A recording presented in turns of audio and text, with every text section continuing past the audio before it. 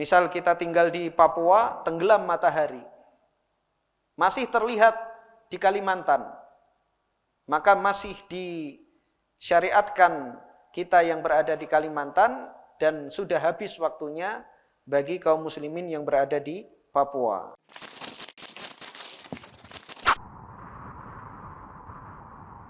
Assalamualaikum warahmatullahi wabarakatuh. Innal hamdalillah nahmaduhu wa nasta'inuhu wa nastaghfiruhu wa nastahdihi wa natubu ilaihi wa na'udzu billahi min syururi anfusina wa sayyiati a'malina. May yahdihillahu fala mudilla lahu wa may yudlil fala hadiyalah. Wa asyhadu an la ilaha illallah wahdahu la syarika lah. Wa asyhadu anna Muhammadan abduhu wa rasuluh. Ya ayyuhalladzina amanu taqullaha haqqa tuqatih wa la tamutunna illa wa antum muslimun. Ya ayyuhan nasu taqu rabbakumul ladzi khalaqakum min nafsin wahidah wa khalaqa minha zawjaha wa batha minhuma rijalan katsiran wa nisaa'a wattaqullaha alladzi tasaaluna bihi wal arham innallaha kana 'alaikum raqiba. Ya ayyuhalladzina amanu taqullaha wa qulu qawlan sadida yuslih lakum a'malakum wa yaghfir lakum dhunubakum wa man yuti'illaha wa rasulahu faqad faza fawzan 'azima amma ba'd. Fa inna asdaqal hadithi kitabullah wa khairal hadi hadi Muhammadin sallallahu alaihi wasallam wa syarral umuri muhdatsatuha wa kullu muhdatsatin bid'ah wa kullu bid'atin dhalalah wa kullu dhalalatin finnar. Kaum muslimin dan muslimat, ikhwan dan akhwat rahimani wa rahimakumullah. Kembali kita melanjutkan kajian kita dalam kitab Sahih Fiqhus Sunnah. Kita masih pada pembahasan salat gerhana. Kali ini kita akan membahas hukum salat gerhana matahari. Dhahaba jumhuru ahli ilmi ila anna as-salata li kusufi syamsi sunnatun muakkadatun. Mayoritas para ulama mereka berpendapat bahwa salat gerhana matahari adalah sunnah muakkadah. Sunnah yang sangat ditekankan. Wa sarraha Abu Uwanah biwujubiha wa huwa riwayatun an Abi Hanifah. Dan Abu Uwanah terang-terangan berpendapat tentang wajibnya salat gerhana matahari. Dan ini juga merupakan salah satu riwayat pendapat dari Abu Hanifah. Wa hukiya an Malikin annahu ajraha majral jum'ah. Dan diriwayatkan dari Imam Malik, beliau memberlakukan hukum salat gerhana matahari seperti salat Jumat. Wal qawlu biwujubiha muttajahun wa qawiyyun li thubutil awamiri biha. Dan pendapat tentang wajibnya salat gerhana matahari itu kuat karena tetapnya perintah-perintah untuk melakukannya. wa rajjahahu Syaukani wa Siddiq Khan thumma al-Albani rahimahumullah. Dan pendapat ini juga dikuatkan oleh Asy-Syaukani, Siddiq Khan, kemudian juga Syekh Muhammad Nasiruddin Al-Albani rahimahumullah. Jumhur ulama mengatakan sunnah muakkadah. Namun juga tidak sedikit para ulama dahulu maupun ulama masa kini yang berpendapat bahwa salat gerhana matahari itu wajib. Dan pendapat wajib ini, kata muallif di sini, pengarang Shahih Fiqhus Sunnah Syekh Abu Malik, bahwa pendalilan tentang wajibnya salat gerhana matahari ini kuat karena adanya perintah dari Nabi sallallahu alaihi wasallam. Apabila ada perintah dan Nabi sallallahu alaihi wasallam tidak pernah meninggalkan, maka hukum perintah tersebut adalah wajib. Namun perlu diketahui bahwa gerhana matahari tidak terjadi di zaman Nabi sallallahu alaihi wasallam melainkan hanya satu kali saja.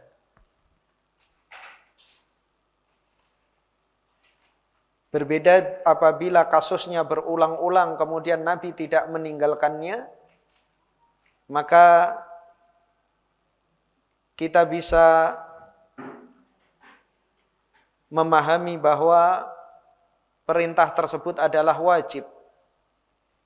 Atau terkadang Nabi meninggalkannya, maka kita bisa memahami bahwa perkara tersebut adalah sunnah. Namun kejadiannya hanya sekali di zaman Nabi sallallahu alaihi wasallam. Adapun di zaman kita, dan itu merupakan salah satu asyratus sa'ah, tanda-tanda hari kiamat adalah seringnya terjadi gerhana. Bahkan terkadang dalam satu tahun terjadi 2 kali gerhana. Di tempat yang berbeda tentunya, namun sebagian negara, sebagian negeri bisa menyaksikannya meskipun tidak menyaksikan secara total. Dan ini merupakan tanda-tanda di antara salah satu tanda-tanda hari kiamat.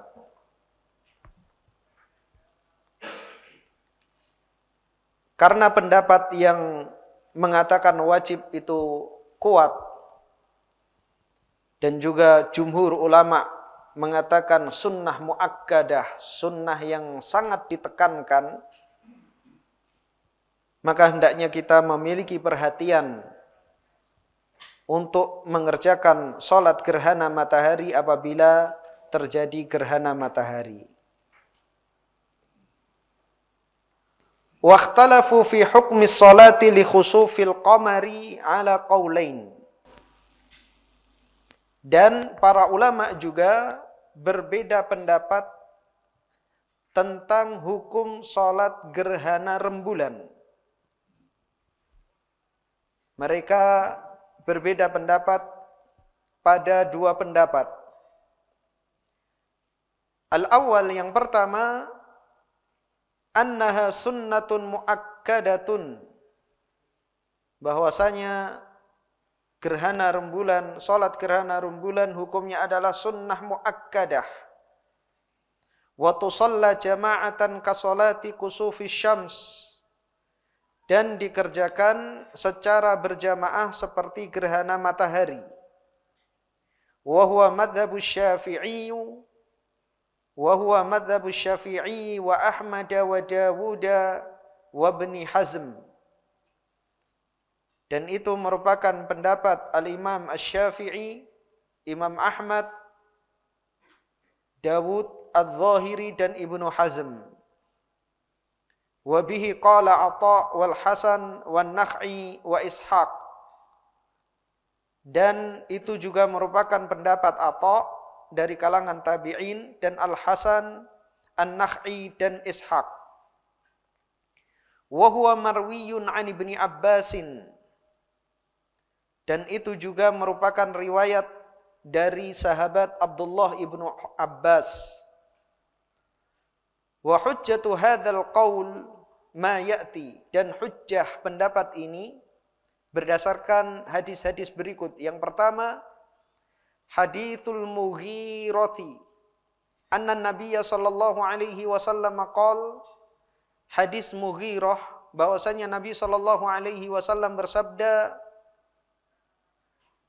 inna syamsa wal qamara ayatani min ayatillah la yankashifani li mauti ahadin wala li hayatihi fa idza ra'aitumuhuma fad'ullaha wa sallu hatta yanjaliya. Sesungguhnya matahari dan rembulan merupakan dua tanda dari tanda-tanda kebesaran Allah. Tidaklah keduanya mengalami gerhana dikarenakan kematian salah seorang pun, dan tidak pula karena kehidupannya. Jadi terjadinya gerhana bukan karena kelahiran seseorang dan juga bukan karena kematiannya. Dan Nabi SAW bersabda ini ketika putra beliau Ibrahim wafat. Ketika telah selesai mengkuburkan putranya, terjadi gerhana matahari. Dan keyakinan orang-orang Arab di zaman jahiliyah bahwa gerhana terjadi dikarenakan matinya orang yang agung atau lahirnya orang yang agung. Maka Nabi SAW meluruskan akidah mereka, meluruskan khurafat mereka, karena mereka beranggapan gerhana tersebut terjadi karena kematian Ibrahim, putra Nabi SAW. Maka Nabi mempertegas sesungguhnya matahari dan rembulan merupakan salah satu tanda dari tanda-tanda kebesaran Allah. Tidaklah mengalami gerhana karena kematian seseorang dan juga bukan karena hidupnya. Fa idza ra'aitumuhuma fad'ullah, maka jika kalian melihat dua gerhana tersebut, berdoalah kalian kepada Allah, wa sallu hatta yanjaliya, dan lakukanlah salat hingga terang, hingga tidak ada gerhana lagi. Hadis yang kedua, maruya anna Nabiyya sallallahu alaihi wasallam shalla likusufil qamar. Diriwayatkan bahwasanya Nabi sallallahu alaihi wasallam melakukan salat gerhana rembulan. Yang ketiga, maruya an Ibni Abbasin annahu shalla bi ahlil Basrah fi khusufil qamar rak'atain. Diriwayatkan dari Abdullah ibnu Abbas bahwasanya ia salat mengimami penduduk Basrah gerhana rembulan 2 rakaat. Waqal, dan ia mengatakan, innama shallaitu li'anni ra'aitu Rasulullah sallallahu alaihi wasallam yusalli. Sesungguhnya aku melakukan salat karena sesungguhnya aku melihat Rasulullah sallallahu alaihi wasallam melakukan salat, yaitu salat gerhana. Ini pendapat yang pertama, hukumnya adalah sunnah muakkadah. Ats-tsani annaha la tusalla jama'atan. Gerhana rembulan tidak dilakukan salat berjamaah. Pendapat yang kedua, tidak disyariatkan salat gerhana rembulan secara berjamaah. pada gerhana matahari, khilafnya pada sunnah muakkadah dan wajib. Dan tata caranya mereka sepakat bahwa sholat gerhana matahari dilakukan secara berjamaah. Bahkan Imam Malik memberlakukan seperti sholat Jumat. Adapun gerhana rembulan, khilafnya pada yang pertama sunnah muakkadah, yang kedua hukumnya adalah sunnah namun tidak dikerjakan secara berjamaah, sendiri-sendiri. Wa hiya sunnatun kan nawafili min ghairi ziyadatin fir ruku'. Dia adalah sunnah sebagaimana sunnah-sunnah yang lain tanpa adanya tambahan ruku'. Kita ketahui salat gerhana yang masyhur pada setiap rakaat ada 2 ruku'. Adapun gerhana rembulan pada pendapat yang kedua ini melakukan salat 2 rakaat seperti salat-salat sunnah yang lainnya. Karena semua salat sunnah kecuali witir itu jumlahnya 2. Wa huwa madhabu Abi Hanifah wa Malik, dan itu merupakan madhab Abu Hanifah dan Malik. Qalu, mereka mengatakan liwujudil masyaqqati fil laili ghaliban dunan nahar, karena adanya kesulitan di malam hari secara umum berbeda dengan siang hari, terlebih di zaman dahulu. Maka salat berjamaah dengan jumlah besar yang ada di syariat kita adalah salat di siang hari. Salat Jumat, salat Id, salat istisqa adanya di siang hari. Wali annahu lam yunqal anin nabi sallallahu alaihi wasallam annahu sallaha jama'atan ma anna khusufal qamari kana aktsaru min kusufis syams. Dan juga dikarenakan tidak dinukilkan dari Nabi sallallahu alaihi wasallam bahwasanya beliau melakukan salat gerhana rembulan secara berjamaah, padahal gerhana rembulan itu terjadi lebih banyak dibanding gerhana matahari. Ini pendapat Al-Imam Abu Hanifah dan Imam Malik. Mereka berpendapat tidak disunnahkan berjamaah, tidak disyariatkan berjamaah. Karena tidak ada nukilan dari Nabi sallallahu alaihi wasallam bahwa beliau melakukan salat gerhana rembulan secara berjamaah. Padahal gerhana rembulan banyak terjadi, sering terjadi dibandingkan gerhana matahari. Qultu, aku katakan, kata Syekh Abu Malik, wal awwalu arjahu li amrihi sallallahu alaihi wasallam bis salati lahuma min ghairi tafriqa.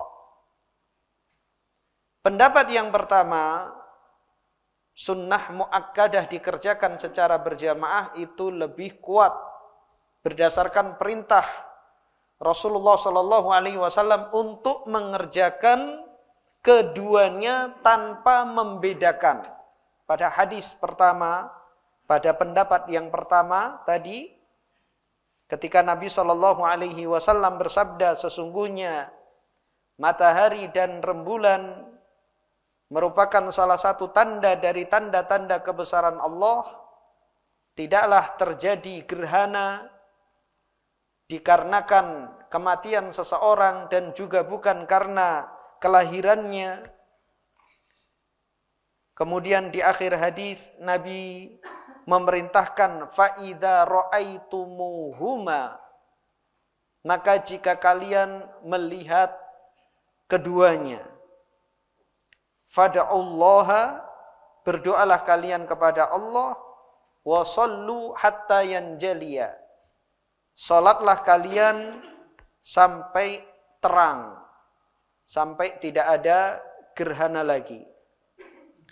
Meskipun hadis ini dikatakan oleh Nabi SAW ketika terjadi gerhana matahari, namun Nabi SAW tidak membedakan, dan beliau mencontohkan saat itu salat gerhana matahari.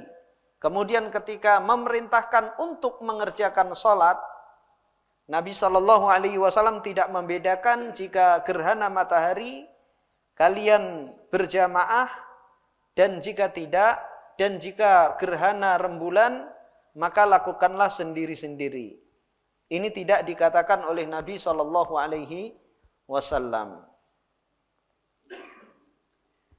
Kemudian berikutnya waktunya. Waktu salatil kusufi min duhuril kusufi ila hini zawalihi. Waktu salat gerhana itu dimulai sejak tampaknya gerhana. Ketika mulai gerhana hingga hampir berakhir. Liqaulin Nabi sallallahu alaihi wasallam al-mutaqaddim, sebagaimana sabda Nabi sallallahu alaihi wasallam yang telah lalu, idza ra'aitumuhuma fad'ullaha wa sallu hatta yanjaliya. Jika kalian melihat keduanya, kedua gerhana tersebut, berdoalah kepada Allah dan salatlah sampai terang. Faja'ala linjila'a ghayatan lis-shalah. Nabi SAW menjadikan terang itu adalah puncaknya waktu salat. Li'annaha syuri'at raghbatan ilallahi fi raddi ni'mati dhaw. Karena di antara hikmah disyariatkannya salat gerhana adalah harapan kepada Allah Subhanahu wa taala untuk mengembalikan cahaya. Fa idza hasala dzalika hasala al-maqsudu minas shalah, maka apabila terjadi sudah terang, maka sudah tercapai tujuan atau maksud dari salat tersebut. Berikutnya fawatuha. Kapan kita kehilangan waktu salat gerhana? Tafutu salatu kusufi syamsi bi ahadi amrain. Hilangnya waktu salat gerhana matahari dengan salah satu dari dua perkara. Yang pertama, injila'u jami'iha. Matahari telah sempurna. Sudah terlihat 180 derajat. Fa inin jala ba'duha jaza syuru'u fi sholati lil baqi kama law lam yankasif illa dzalikal qadr. Kalau terang sebagian, maka masih boleh memulai salat dengan sisa yang masih ada. Sebagaimana jika terjadi gerhana hanya sekadar itu.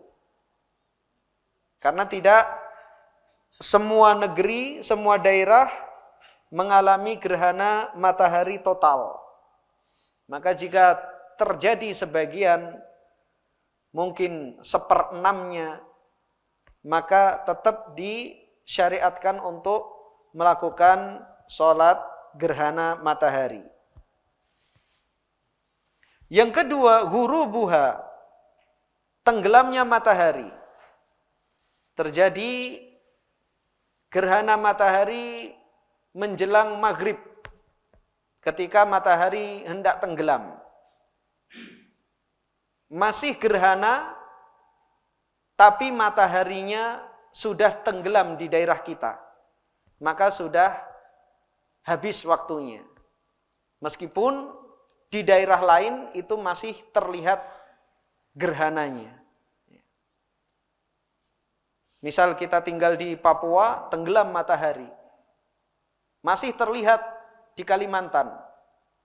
Maka masih disyariatkan kita yang berada di Kalimantan dan sudah habis waktunya bagi kaum muslimin yang berada di Papua.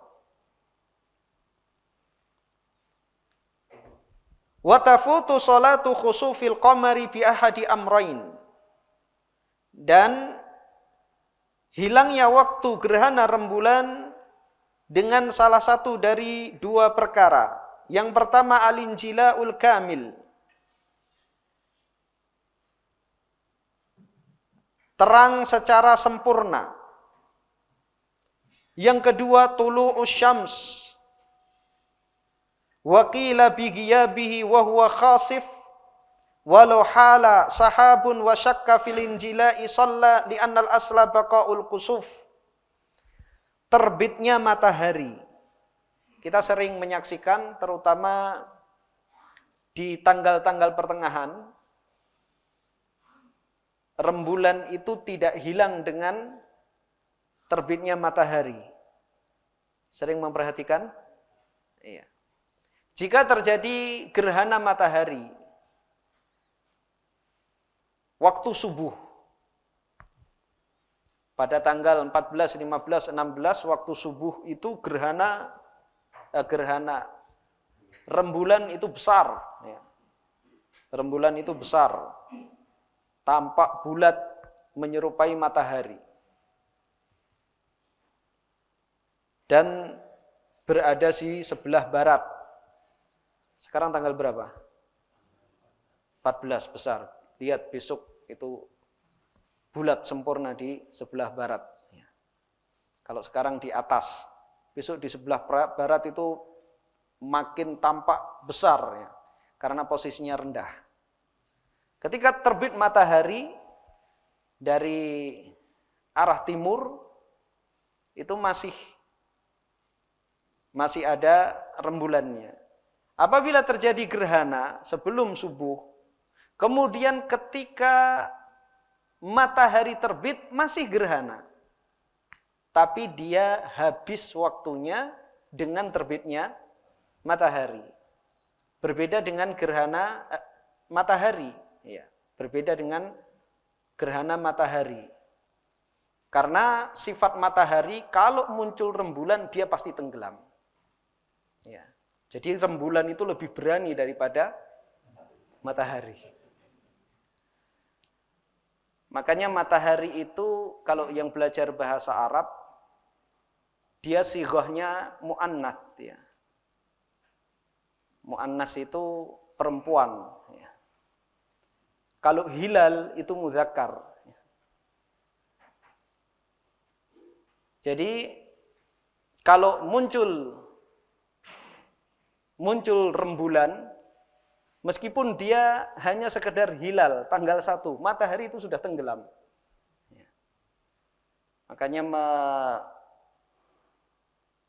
mengintai hilal itu waktunya ketika matahari tenggelam, itulah muncul.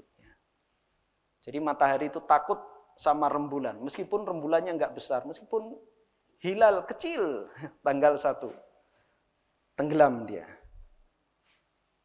Meskipun terang benderang, tapi kalah sama rembulan. Enggak ada kaitannya ya dengan ilmu kita. Enggak usah dicatat.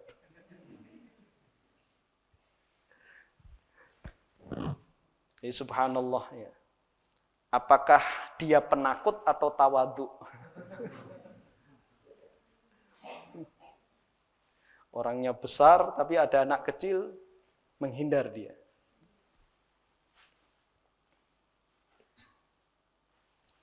Jadi apabila terbit matahari ya, siang hari, semisal jam 6, setengah 7, bahkan jam 7, setengah 8, itu pun masih ada rembulan kelihatan di tanggal 14, 15, 16. Seandainya gerhana masih ada di jam tersebut, namun matahari sudah terbit, maka waktu sholat gerhana rembulan telah habis. Berikutnya, ma yustahabbu liman ra'al kusuf, yang dianjurkan bagi orang yang melihat gerhana, baik gerhana matahari maupun gerhana rembulan. Yang pertama, al-iktsaru minadz-dzikri wal istighfari wat takbiri was shadaqati wasairil qurab. Memperbanyak zikir, istighfar, takbir, sedekah dan seluruh amal taqarrub, amal kebajikan, amal yang bisa mendekatkan diri kepada Allah Subhanahu wa taala. Wa fi hadithi Aisyah anna Nabiy sallallahu alaihi wasallam qala, di dalam hadis riwayat Aisyah bahwasanya Nabi sallallahu alaihi wasallam bersabda, fa idza ra'aitum dzalik fad'ullaha wa kabbiru wa sallu wa tasaddaqu. Jika kalian melihat itu, melihat gerhana, maka berdoalah kepada Allah, bertakbirlah, salatlah dan bersedekahlah. Wa an Asma'in qalat, dan dari Asma ia mengatakan, laqad amara an-nabiyyu sallallahu alaihi wasallam bil itaqati fi kusufi syams. Nabi telah memerintahkan untuk membebaskan budak tatkala terjadi gerhana matahari. Ta'ni taqarruba ilallahi ta'ala bi'taqil abid. Yang dimaksud Asma adalah bertakarrub kepada Allah, mendekatkan diri kepada Allah dengan cara membebaskan budak. Yang jelas amal kebajikan apapun disyariatkan untuk dilakukan tatkala terjadinya gerhana. Al-khuruju lis-sholati jama'atan fil masjid. Kemudian yang dianjurkan adalah keluar untuk melakukan sholat berjamaah di masjid. Fa fi hadithi Aisyah, di dalam hadis riwayat Aisyah, thumma raqiba Rasulullah sallallahu alaihi wasallam dzata ghadatin markaban fakasafatis syams. Kemudian Rasulullah sallallahu alaihi wasallam pada suatu pagi mengendarai kendaraannya, lalu terjadi gerhana matahari. Faraja'a duha, lalu Nabi sallallahu alaihi wasallam pulang di waktu duha. Famarra Rasulullah sallallahu alaihi wasallam baina dhahrainil hujar, thumma qam fa shalla. Lalu Nabi sallallahu alaihi wasallam melewati depan kamar-kamar istri-istri beliau. Tiada lain adalah rumah-rumah istri beliau. Jadi rumah Nabi sallallahu alaihi wasallam itu dinamakan hujrah karena memang satu ruangan saja. Berbeda dengan rumah kita di zaman sekarang. Tipe terkecil 36 aja ada 2 kamar, ada dapur, ada kamar mandi. Adapun rumah-rumah istri-istri Nabi sallallahu alaihi wasallam itu hanya berupa kamar-kamar. Bahkan kamar Aisyah radhiyallahu anha, apabila Nabi sallallahu alaihi wasallam melakukan salat di kamar tersebut, tidak muat hanya untuk sekedar sujud. Kita sudah bacakan hadisnya pada bab Qiyamul Lail. Kaki Aisyah berada di kiblat tempat sujud Nabi sallallahu alaihi wasallam. Ketika Nabi hendak sujud, Nabi memegang kaki Aisyah, kemudian Aisyah menekuk kaki Nabi sallallahu alaihi, menekuk kakinya. Aisyah menekuk kakinya agar bisa dipakai untuk sujud Nabi Shallallahu Alaihi Wasallam. Pembahasan ini sejak awal ya pada pembatal-pembatal wudu. Dan ini merupakan dalil bahwa bersentuhan laki-laki dan perempuan tidak membatalkan wudu. Bersentuhan laki-laki dan perempuan tidak membatalkan wudu, ini diantara dalilnya. Dalil yang lain adalah secara jelas Aisyah meriwayatkan bahwa Nabi Shallallahu Alaihi Wasallam mencium istrinya ketika hendak pergi sholat. Adapun apabila bukan mahram, jelas haram, namun tidak membatalkan wudu. Larangan bersentuhan laki-laki dan perempuan yang bukan mahram, ancamannya berat dari Nabi Shallallahu Alaihi Wasallam, namun dia bukan merupakan pembatal wudu. Karena ada yang salah paham ketika ada ustadz menyampaikan tidak membatalkan wudu, akhirnya berpendapat tidak mengapa bersentuhan laki-laki dan perempuan. Ada yang menganggap seperti itu. Jadi pembahasannya pembatal wudu, tapi dia memahaminya merupakan hal yang halal, boleh-boleh saja bersentuhan laki-laki dan perempuan. Jadi kita sampaikan di sini agar jangan sampai ada yang salah paham.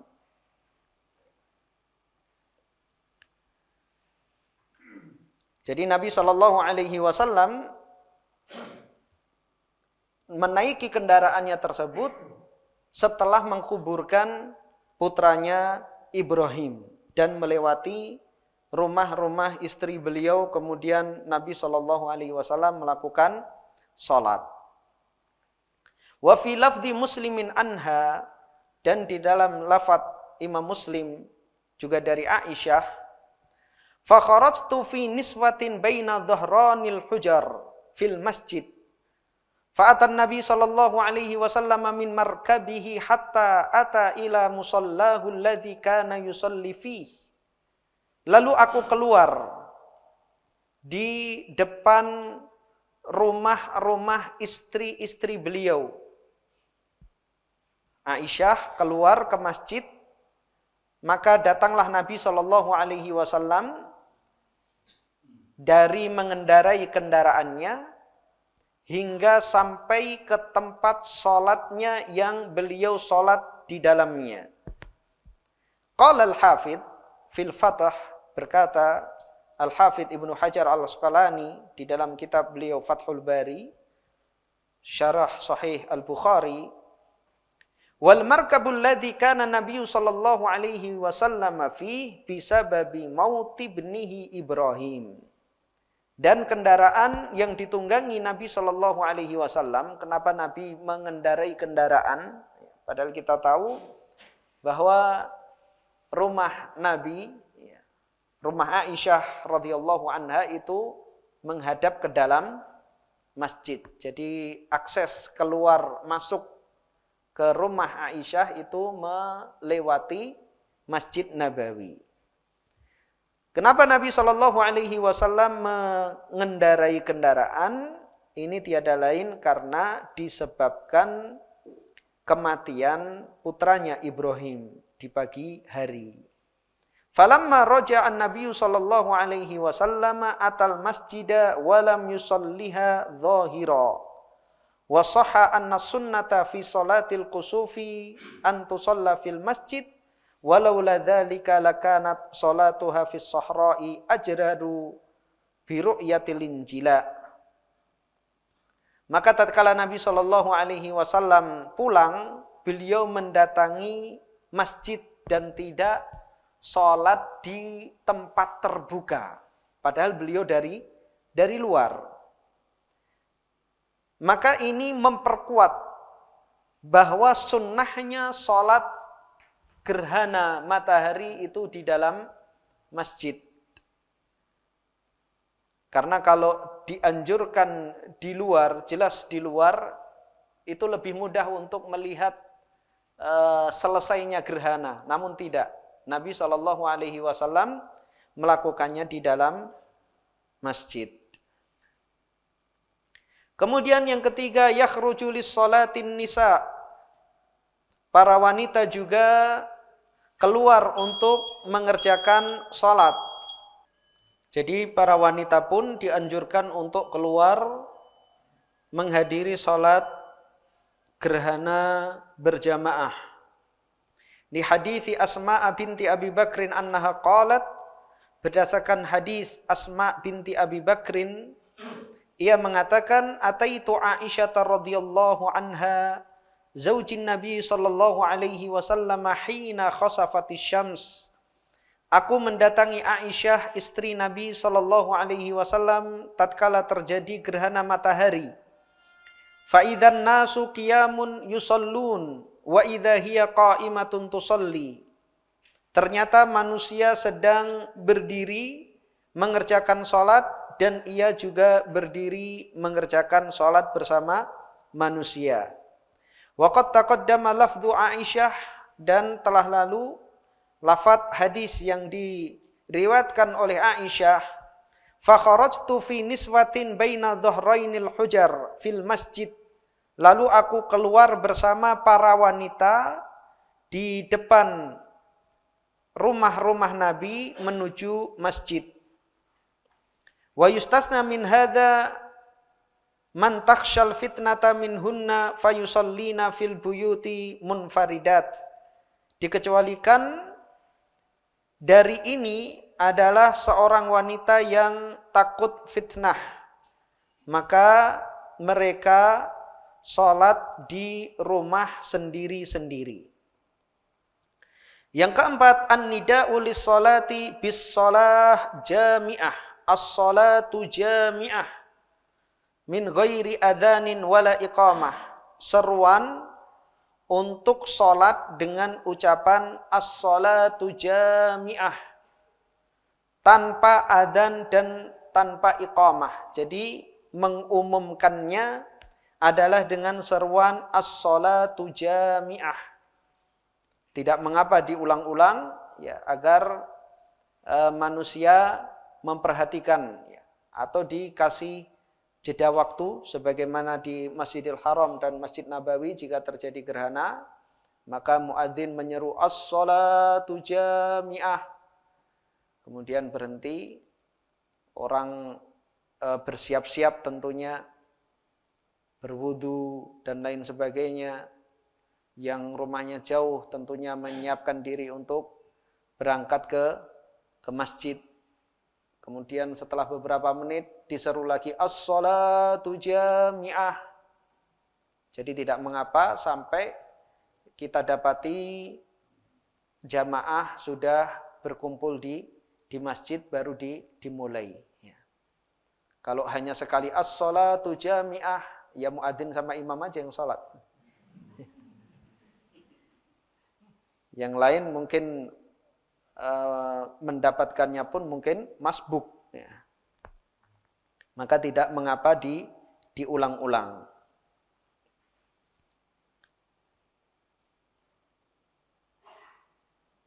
Berdasarkan hadis Abdullah ibnu Amr, ia mengatakan, lamma kasafati syamsu ala ahdi Rasulillah sallallahu alaihi wasallam nudiya. Tatkala terjadi gerhana matahari pada masa Nabi sallallahu alaihi wasallam, diseru, innas sholata jami'ah wa laisa laha adzanun wala iqamah ittifaqan. Dan sholat gerhana itu tidak ada adzan dan iqamah. Ini sepakat para ulama, tidak ada adzan dan iqamah untuk sholat gerhana. Yang kelima, al-khutbatu ba'da sholah. Khutbah setelah sholat. Yusannu an yakhtuba laha ba'da sholati ka khutbatil id. Disunnahkan untuk berkhutbah setelah sholat sebagaimana khutbah hari raya. Di hadits Aisyah, berdasarkan hadis yang diriwayatkan oleh Aisyah, inna nabiyya sallallahu alaihi wasallam lamma faragha minas salati qam wa khataban nas. Sesungguhnya Nabi sallallahu alaihi wasallam tatkala selesai salat, ia berdiri dan berkhutbah di hadapan manusia. Fahamidallah wa athna alaih. Lalu beliau memuji Allah, mengagungkan Allah. Thumma qal, kemudian Nabi sallallahu alaihi wasallam bersabda, "Inna syamsa wal qamara ayatani min ayatillahi azza wa jal." Sesungguhnya matahari dan rembulan merupakan salah satu tanda dari tanda-tanda kebesaran Allah azza wa jal. La yakhsifani li mauti ahadin wala li hayatih. Tidaklah keduanya mengalami gerhana karena kematian seseorang dan bukan pula karena kelahiran seseorang. Fa idza ra'aitum dzalik fad'ullaha wa kabbiru wa sallu wa tasaddaqu. Jika kalian melihat itu, maka berdoalah kepada Allah, agungkanlah Allah, dan salatlah serta bersedekahlah. Wa huwa madhhabu Syafi'i wa Ishaqa wa aktsari ashabil hadis.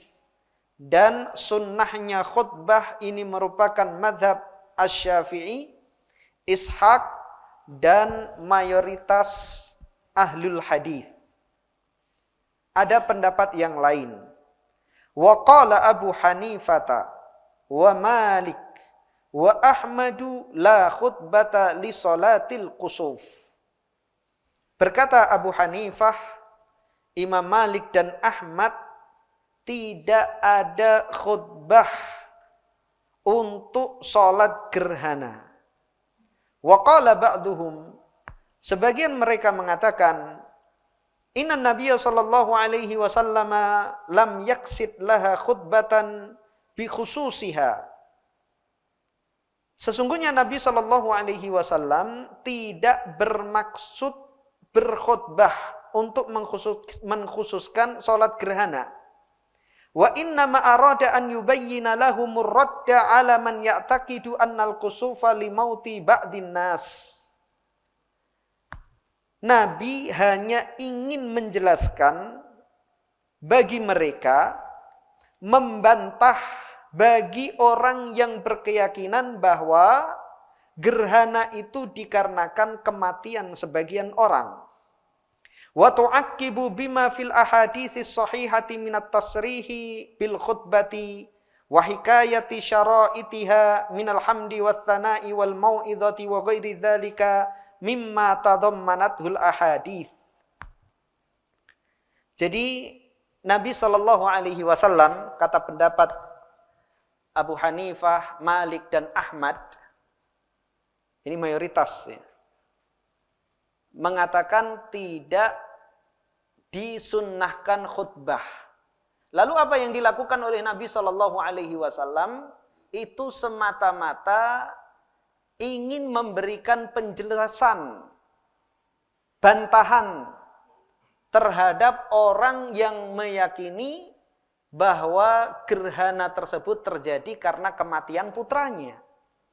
Jadi itu harus segera diingkari.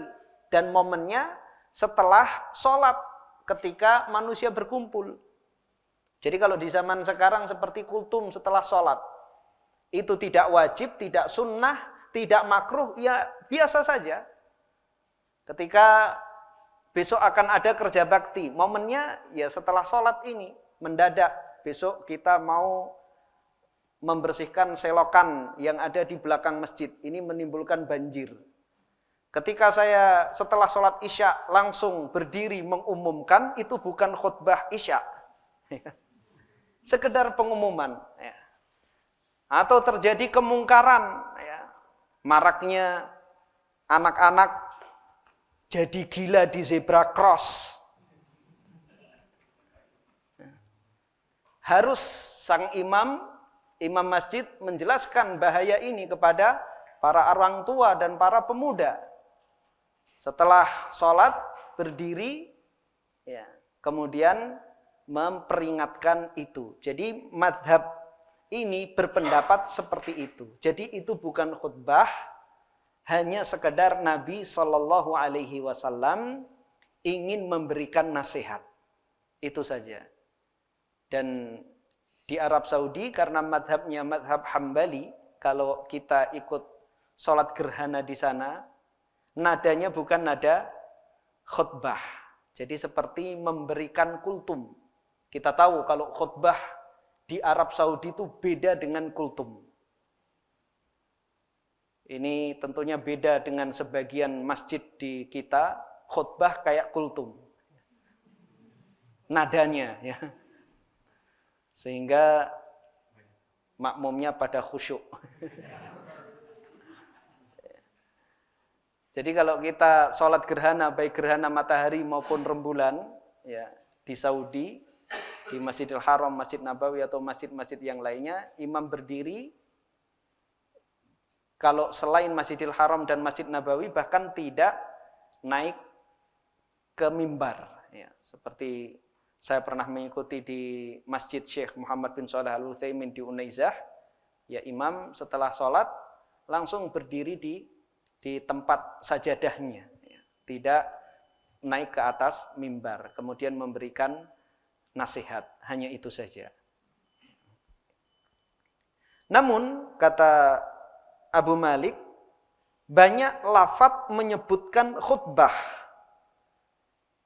sebagaimana riwayat Aisyah radhiyallahu anha tadi. Kemudian Nabi Shallallahu Alaihi Wasallam berdiri dan berkhutbah. Kemudian dilengkapi dengan syarat-syaratnya berupa pujian kepada Allah Subhanahu Wa Taala, yaitu dengan mengucapkan innal hamdalillah, alhamdulillah dan seterusnya. Kemudian nasihat. Jadi bentuknya adalah khutbah.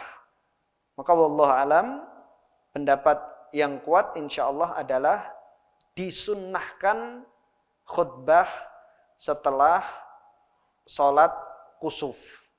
Dan ini tentunya momen yang sangat mengena untuk menasihati manusia di saat itu.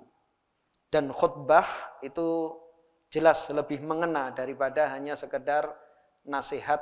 Kalau nasihat sifatnya seperti nadanya ngobrol santai, karena khutbah itu adalah nadharah, memberikan peringatan ya ketika momennya terjadi gerhana, dan gerhana itu di antara hikmahnya adalah menakut-nakuti kita agar kita semakin takut.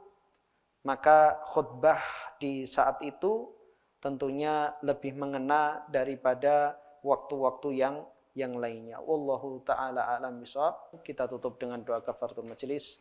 Subhanakallahumma bihamdika asyhadu an la ilaha illa anta astaghfiruka wa atubu ilaik. Assalamualaikum warahmatullahi wabarakatuh. Terima kasih. Jazakumullah khairan wa barakallahu fikum. Video ini dibuat atas partisipasi dari donasi Anda. Semoga menjadi amal jariah bagi Anda semuanya.